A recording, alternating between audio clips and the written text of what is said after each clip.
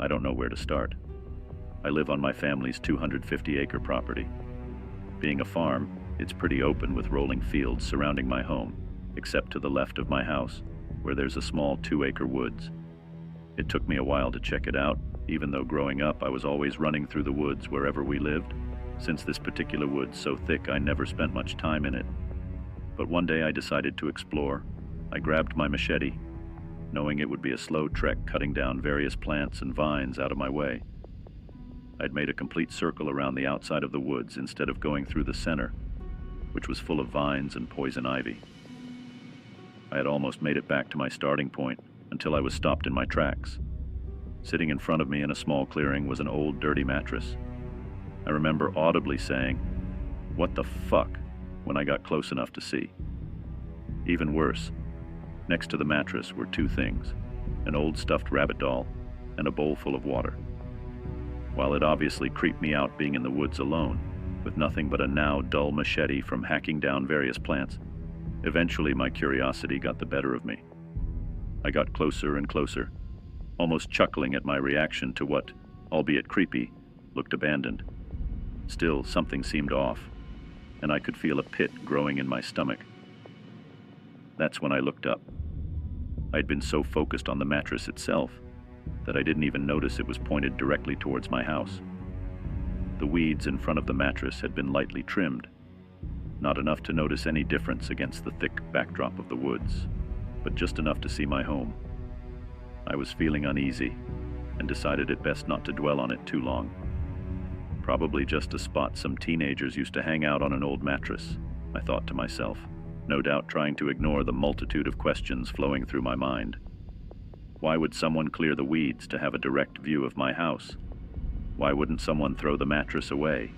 Why put it in the woods right off the edge? All these questions were an obvious distraction to the thought that was slowly growing on my subconscious. Is someone watching me? By the time I got back to my house, I was almost laughing at myself for the stupidity of it.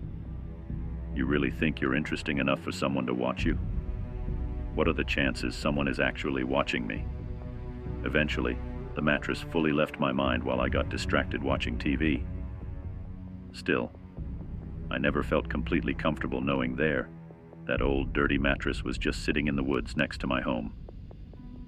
Every day when I got home from work, I would look towards the woods in passing, and each time I passed by, I got an almost uneasy feeling. Being on a farm in the middle of nowhere, it's almost pitch black at night, except for the light on my front porch that was turned on by a motion sensor that you had to get pretty close to for it to turn on. One night, while getting home from work pretty late, I got out of my truck and grabbed my keys to lock it. That's when I saw it. As my headlights illuminated the woods in front of me for a split second, two dots reflected back towards me. They almost looked like eyes, but were too big and spread apart to be a person's eyes, and I convinced myself that I had been seeing things. When I tried clicking the lock button again, my headlights illuminated the woods once more, and I saw nothing. I went inside, feeling a little better, letting the thought slowly float away from my mind. If only I had known what I know now, maybe I wouldn't have been so calm. I should have called the cops, but can you blame me?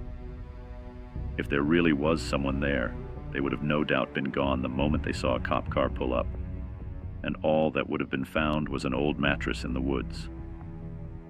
While certainly creepy, I doubt the police would have given any serious thought to it.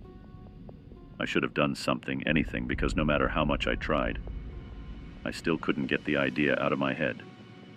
Someone was watching me from the woods, but I would never be able to confirm it. The moment I would go to investigate, the person could have run upon seeing me coming.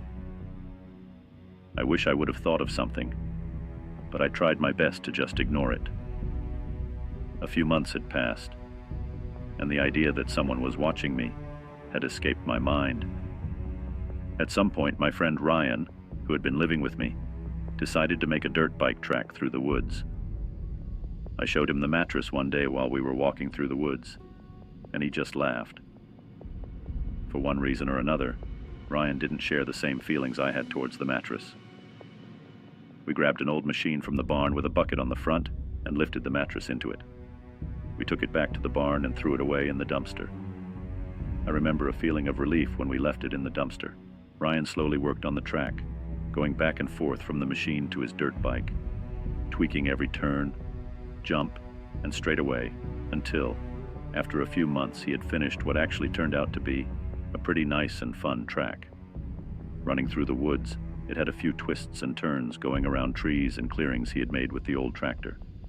Hearing him ride around on his bike, and then the sound of an old diesel engine starting up, had grown so familiar to me on the weekends that I would almost forget the sounds were even happening. God, how I miss those sounds. Hey, I'm gonna go work on the track. I think I'm almost finished with it. It's gonna be awesome, Ryan said on another Saturday morning. I had gotten so used to him disappearing into the woods, weekend after weekend, that it had almost become second nature. So much so that I didn't even notice as the time rolled around to 11 p.m. that day. I hadn't seen Ryan in a while. I didn't even realize that the noise I had been so accustomed to over the last few weeks was also missing. I stepped outside to a silent, chilly night to check on where Ryan had gone. His truck was still parked next to the house, as were mine and my girlfriend's vehicles. The old tractor was still sitting behind the house, just in front of the opening that led into the woods following the track. It looked like a deep, dark abyss, with the faint light I could see coming off of the moon.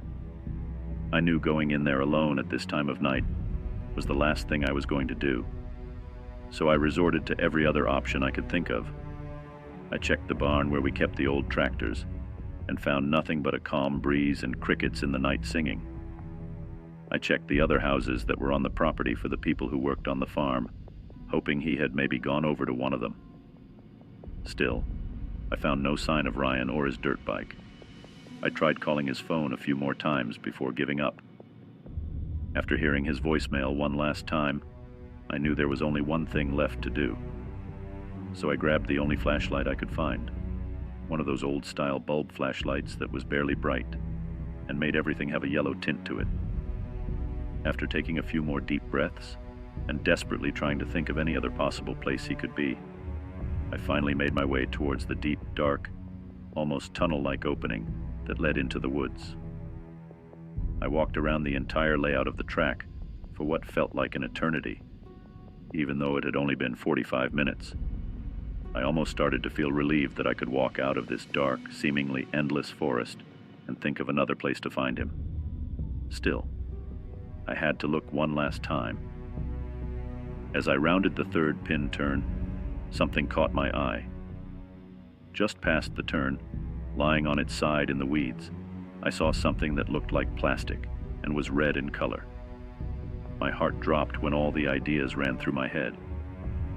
What if he's out there hurt? What if he had been waiting for me for hours with various broken bones? Or worse, what if it was too late? What if one of my best friends died because I was too scared to go out into a small patch of woods right next to the safety of my own home? I pushed the thoughts out of my head while starting to move closer to the bike, hoping I'd find a possibly injured, but at least alive friend. What I found, in a weird way, was so much worse. Lying down on its side was Ryan's dirt bike, with the same stickers that he had put all over it. But no Ryan. I searched everywhere I could, hoping he had maybe tried to crawl back to the house. But I couldn't find a single sign of him. Not in the woods, not near my home, not anywhere. It was almost like he had vanished. Against my better judgment, I went back into the woods, hoping to find some sort of clue. And while I somewhat found what I was looking for, it didn't make me feel any better, or answer the biggest question going through my mind. Where the hell are you, Ryan? As I got closer to the bike, it looked seemingly normal. It was dirty, but that was to be expected on something with dirt in the name. I tried my best not to move it while searching for clues. I was looking closely at the side facing the ground when I noticed something. Sticking out of the back tire was a small piece of metal. I soon realized it was a nail sticking out of the tire, something that wasn't unusual on a farm. But then I kept looking. There were maybe 15 or 20 nails all along the back tire. far too many for it to be a coincidence. I checked the front tire and found the same 20 or so nails sticking out from it also. Obviously, something had happened here, but I wasn't going to be the one to find out what. So I ran out of the woods as fast as I could before calling 911. The police showed up maybe 15 minutes later. That was one positive to living in a small town. The police were never too far away. The cops searched the woods, brought out K9 units and everything, but they couldn't find a single sign of Ryan anywhere. We'll open a missing persons investigation in the morning, but for now, try to get some sleep. We'll find your friend soon, I'm sure of it, said Officer Langley, the first cop to show up on the scene and the last one to leave. His words were almost comforting in a way, like we might actually find Ryan wherever he may be. A few more months had passed and Ryan was still missing. The police search was slowly fading out of anyone's mind, and I felt Ryan may soon join all those other missing people who were never found. Every few weeks, in the bright sunshine Florida is known for, I would walk around the track. It was almost meditation for me. Maybe I thought I might find something that would lead me to Ryan, or where he went, but that never happened. By this time, the track had slightly overgrown with fresh green weeds, except for the small trail I would leave behind me walking around those woods. I missed Ryan, but knew I couldn't dwell on it forever. In the back of my mind, I thought I would never know what really happened that day, until I saw it, lying in those damned woods on the ground, just off what now resembled a walking trail, was that old, dirty, fucking mattress. The feeling I got this time was almost revolting. I know we threw that mattress away. How the hell could it possibly be here in the woods? Why did it take so long for it to... How back up? By now it should be 10 feet deep, buried under piles of garbage. I don't know what to do. I just had to sit down and write everything down, the best I could remember it all. I don't know if I'll ever post this, but I can't get this uneasy feeling out of my stomach no matter what I try. P.S. I wrote this a few weeks ago. I never thought it would see the light of day, but things have gotten so much worse. I can't explain it right now, but I knew that before I explain what is happening right now, I'd need to give some backstory.